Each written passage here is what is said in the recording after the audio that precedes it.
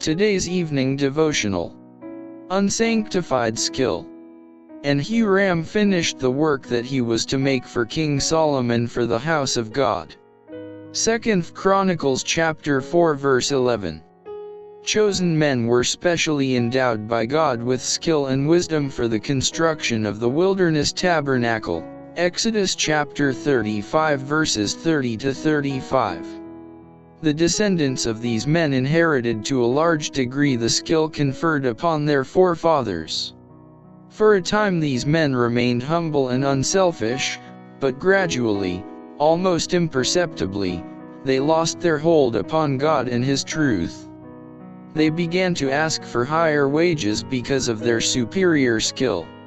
In some instances their request was granted, but more often those asking higher wages found employment in the surrounding nations.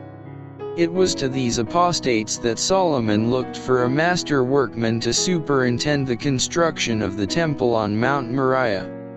This master workman, Huram, was a descendant, on his mother's side, of Aholiab, to whom, hundreds of years before, God had given special wisdom for the construction of the tabernacle.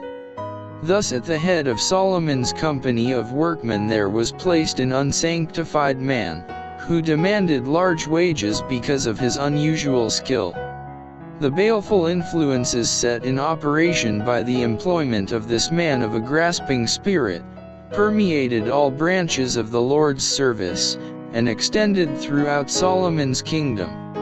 Extravagance and corruption were to be seen on every hand. The poor were oppressed by the rich. The spirit of self-sacrifice in God's service was well nigh lost.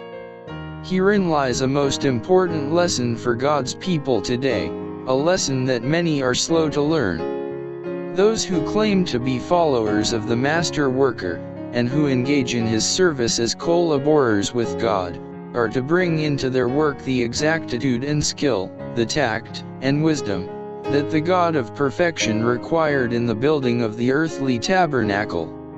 And now, as in that time and as in the days of Christ's earthly ministry, devotion to God in a spirit of sacrifice should be regarded as the first requisites of acceptable service.